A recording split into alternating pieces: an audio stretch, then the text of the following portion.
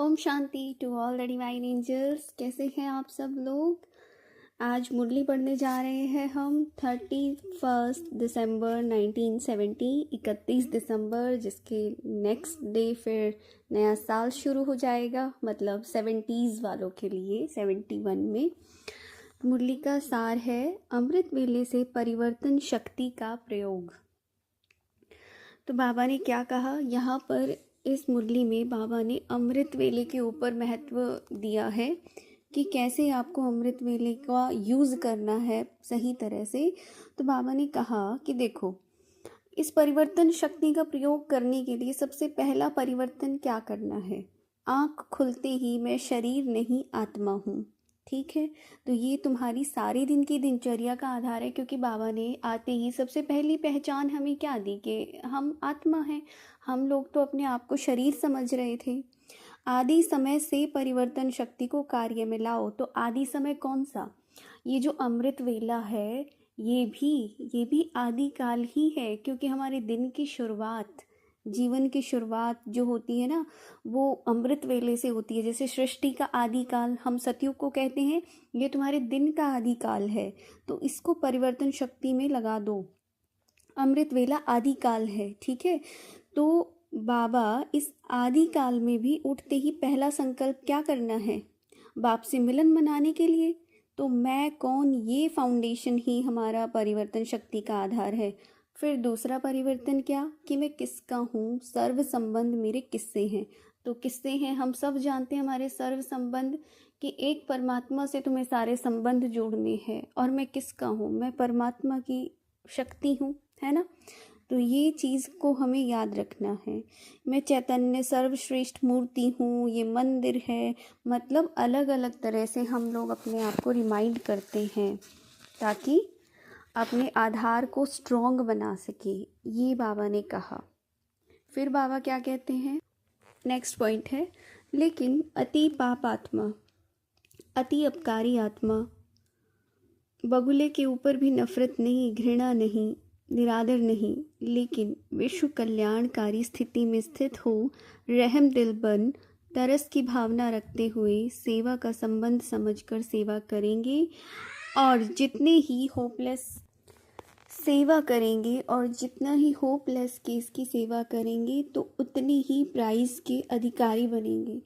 नामी ग्रामी विश्व कल्याणकारी गाए जाएंगे। देखो, विश्व कल्याणकारी बनने के लिए सबसे पहले तो डिटैच होना बहुत ज़्यादा ज़रूरी है। कि दूसरा, हमें किसी भी बात में वो होते हैं ना कि नष्टो मोह, किसी भी चीज़ में एक तो मोह ना हो और ना ही हमें कोई भी फीलिंग जैसे फ्लू की बीमारी हो। किसी पर भी कोई भी आत्मा हो, चाहे वो अपकारी है या उपकारी है, वही है ना कि मान सम्मान, निंदा स्तुति, हार जीत, योगी कौन होता है? सब में समान। तो चाहे कैसी भी आत्मा हो तो ही तो विश्व कल्याणकारी कहलाएंगे। हम लोग देवताओं के मंदिर में जाते हैं, हर तरह के इंसान जाते हैं, ठीक है, भक्ति में जाते थे। अब उनके सामने जो भी आत्मा आती है, चोर भी आते हैं, कपटी भी आते हैं, लालची लोग भी आते हैं, वासना से भरे हुए लोग भी आते हैं, हर तरह के लोग जाते हैं मंदिर में।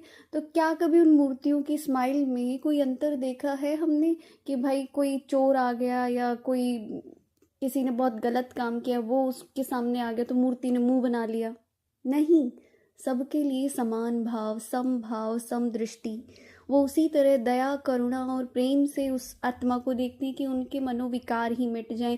और उस समय के लिए वो आत्माएं भी इस चीज़ को महसूस कर रही होती हैं, जो भी आशीर्वाद लेने आते हैं। क्योंकि देखो, मंदिर में आए ही तो आशीर्वाद तो लेने ही आए हैं, अपने भले के लिए ही आए हैं, कि अपने अपने अंदर पावर को इकट्ठा करने आए हैं, ठीक है, अपनी श्रद्धा भाव से आए हैं, चाहे जो जो जिस भी तरह की आत्मा है। तो ये चीज़ हमको देखनी है कि वो विश्व कल्याणकारी, उस स्टेज तक की आत्मा को विश्व कल्याणकारी कहा जाएगा। तब हम उसके अधिकारी बनेंगे कि होपलेस केस की सेवा, माना किसी को भी होप ही नहीं है कि इसका भी कुछ हो सकता है, उस आत्मा तक के लिए बाबा कहता है ऐसी सेवा करो तुम लोग, तब तुम अधिकारी बनोगे प्राइज़ के। तो जाहिर सी बात है, देखो, जहाँ उम्मीद होती है वहाँ तो हर कोई कर लेता है, पर जहाँ उम्मीद ही नहीं, कि छोड़ दिया उम्मीद का दामन, वहाँ पर भी किसी के अंदर तुम उम्मीद जगा सको या वहाँ पर भी कुछ बड़ा करके दिखा सको, तो वहाँ एक तरीके से वाहवाही कहलाई जाती है।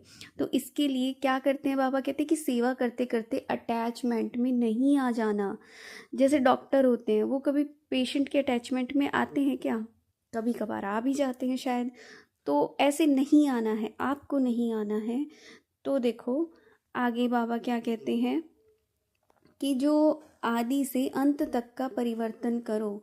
आदि में क्या परिवर्तन करना है और अंत तक आते आते जैसे जैसे हमारा दिन पूरा होता है, तो बाबा ने दिनचर्या बता रखी है कि रात को तुम्हें कैसे सोना है, अपने मन को खाली करके सब कुछ बाबा को सौंप करके, बाबा को गुड नाइट बोल के उसकी गोद में मीठी मीठी नींद में योग निद्रा में सोना होना चाहिए। अब तो हमारा समय ऐसा है कि अब भी तुम शांति से नहीं सो पाओगे, तो शायद कल्प में ही फिर कोई ऐसा समय मिले, क्योंकि आगे जाके समय परिवर्तित होना है।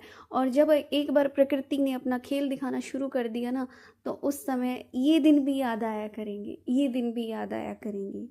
तो कैसे अपनी परिवर्तन शक्ति को यूज़ करना है, ये चीज़ बाबा ने इसमें समझाया है। और इसी के लिए बाबा बोलते हैं कि समझा।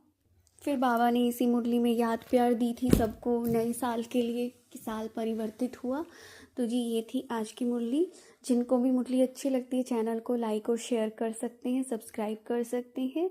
मिलते हैं नेक्स्ट मुरली में। अब 1971 से हम स्टार्ट करने जा रहे हैं, तो 70s हमारा कंप्लीट हो गया है पूरी तरह से। अगेन जिसको कोई भी सजेशन देना है, कोई भी चेंज के लिए, परिवर्तन के लिए, तो मैसेज कर सकते हैं, कमेंट बॉक्स में ओपन है। तो हम उस तरह से चीज़ों को आगे लेकर चले। 71 की मुरली कहलाएगी अब आगे से। तो Om Shanti. Thank you so much मुझे सुनने के लिए, इतना प्यार देने के लिए। ओम शांति।